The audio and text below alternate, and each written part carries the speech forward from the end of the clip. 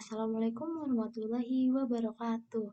Perkenalkan, saya Ramadhani Hidayatullah, mahasiswi Perbankan Syariah, Fakultas Agama Islam, Universitas Muhammadiyah Profesor Dr. Hamka. Di video kali ini, saya akan menjelaskan resiko kredit bank syariah.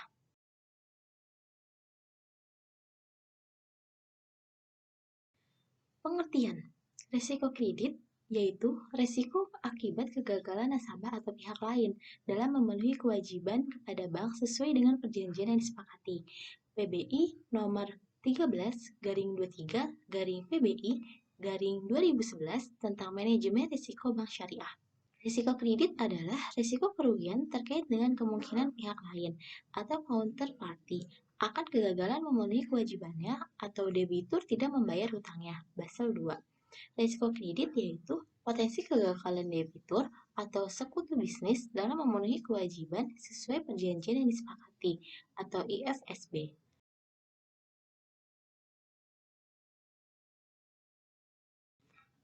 Komponen risiko kredit yang pertama yaitu kewajiban, yang kedua yaitu counterparties, nasabah, debitur, sekutu bisnis atau business partners. Kita bahas yang pertama dulu, yaitu kewajiban.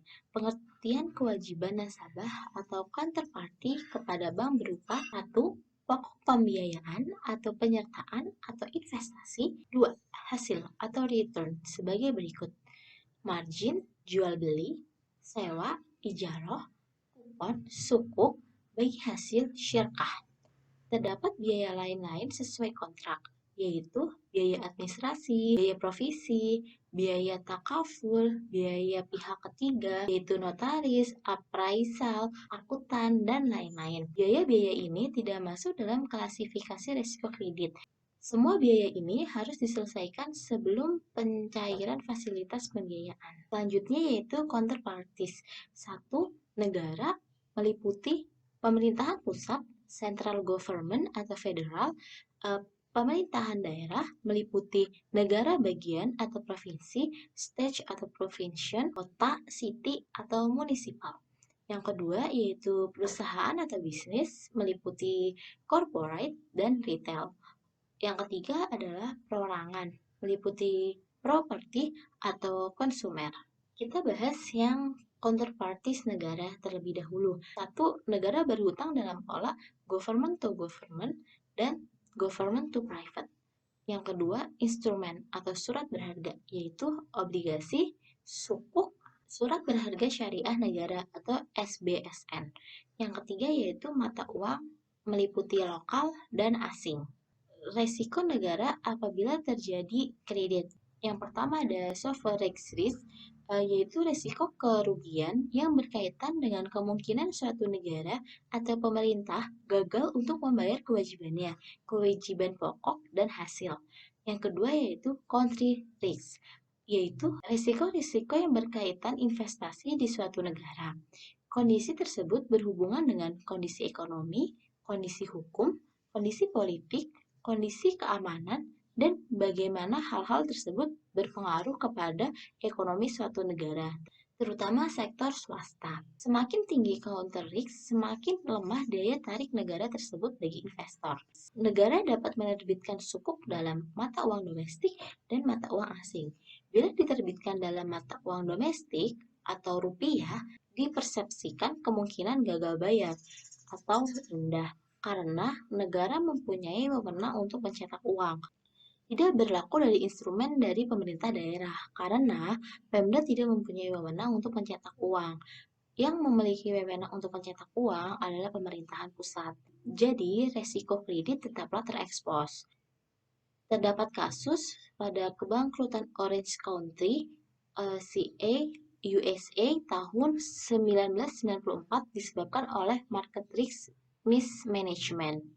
Sukuk atau instrumen keuangan lain yang diterbitkan dalam mata uang domestik dianggap sebagai instrumen keuangan yang bebas berisiko gagal bayar atau default risk free financial instrument. Digunakan sebagai rujukan tingkat suku bunga dari mata uang yang bersangkutan. Sukuk pemerintahan Indonesia dapat dianggap sebagai rujukan tingkat bagi hasil investasi syariah yang bebas dari resiko gagal bayar. Mencetak uang untuk membayar hutang menimbulkan konsekuensi inflasi yang tinggi, resiko daya beli. Terdapat kasus pada Uni Soviet tahun 1998 memilih untuk membiarkan hutang-hutangnya dalam mata uang lokal dan asing menjadi gagal bayar, daripada harus mencetak uang untuk membayar hutang yang akan meningkatkan inflasi dalam negara. Uni Soviet ini memiliki alasan sebagai berikut: melindungi rakyat agar tidak menjadi korban dari inflasi yang tidak terkendali. Bila terjadi inflasi, pembayaran hutang kepada investor tidak bernilai sama sekali karena daya beli yang jatuh. Investor harus siap menanggung resiko. Selanjutnya yaitu counterparties, perusahaan, dan perorangan.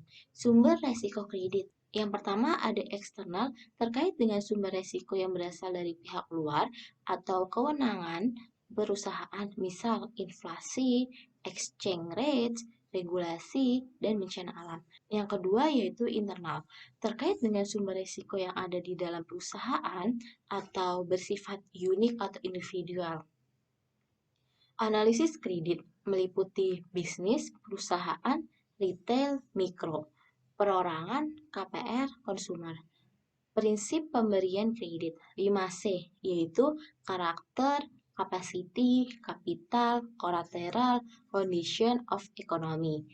7P, yaitu personality, party, purpose, prospect, payment, profitability, protection.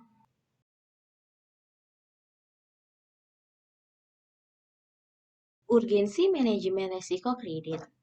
Yang pertama yaitu kaidah fikih Al-Gunmu Bil-Gurmi atau Risk Return Trade-off, di mana berarti keuntungan terkait dengan kesediaan menanggung resiko, dengan kata lain semakin besar keuntungan semakin besar resiko.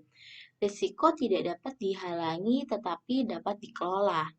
Bank harus dapat menyeleksi nasabah sesuai dengan profil resikonya. Profil resiko nasabah harus sesuai dengan kontribusinya terhadap pendapatan bank. Yang kedua yaitu bank harus dapat menyeleksi nasabah sesuai dengan profil resikonya. Profil resiko nasabah harus sesuai dengan kontribusinya terhadap pendapatan bank. Ketiga, aset bank syariah sebagian besar berbentuk aset atau aktiva produktif di mana hasilnya merupakan sumber utama pendapatan bank.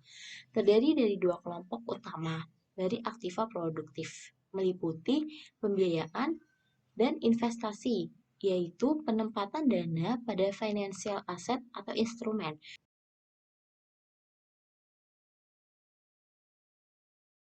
Cakupan resiko kredit bank syariah meliputi satu pembiayaan atau core. Contohnya pada dana talangan haji. Resiko kredit menjadi lebih besar ketika dana talangan haji ditarik oleh DEPAK. DEPAK itu adalah Departemen Agama. Selanjutnya jual beli meliputi akad murabahah, salam, istisna. Sewa meliputi akad ijaroh dan IMBT. Selanjutnya gadai, resiko kredit versus resiko masar. Jadi di gadai ini terdapat dua resiko, yaitu resiko kredit dan resiko pasar. Bagi hasil menggunakan akad mudorobah dan musyarakah.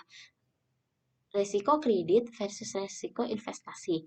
Pembiayaan dengan kolateral atau jaminan terdapat dalam PBI nomor 7/13/PBI/2005 tentang PKMM Bank Umum Syariah dan PBI 8/7/PBI/2006 tentang perubahan PBI 7/13/2005 dan lain-lain. Yang kedua ada investasi, meliputi surat berharga, yaitu sukuk dan saham. Selanjutnya ada valuta asing, foreign exchange atau forex.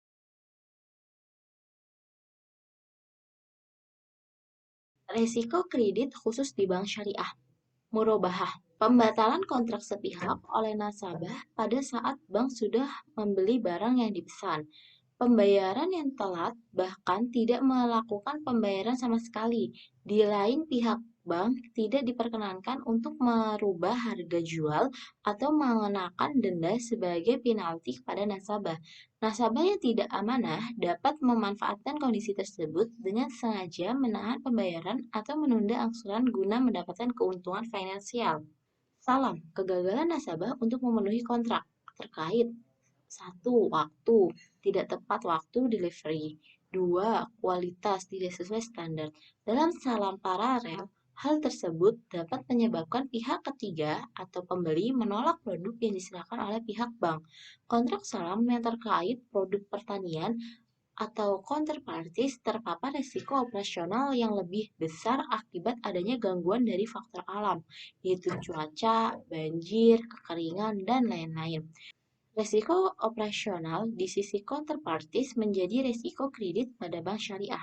Istisna, kegagalan supplier atau nasabah untuk memenuhi kontrak kepada bank syariah terkait waktu, tidak tepat waktu penyelesaian, kualitas tidak sesuai standar. Kegagalan supplier dapat menyebabkan penolakan oleh nasabah, kegagalan pembayaran dari nasabah, ijaroh atau IMBT.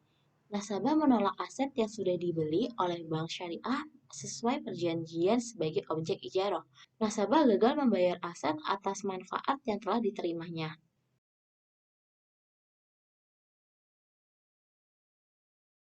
Pengukuran dan bobot risiko kredit. Berdasarkan Basel II yang diadopsi oleh Bank Syariah, besaran bobot risiko kredit dibuat berdasarkan rating dari counterparty berdasarkan grade dari lembaga pemeringkatan eksternal yang diakui oleh Bank Indonesia. Semakin tinggi atau baik rating, maka bobot semakin kecil meliputi ATMR semakin kecil dan kebutuhan modal semakin kecil. Terdapat kelemahan di mana counterparties atau perusahaan yang mempunyai rating grade sangat sedikit.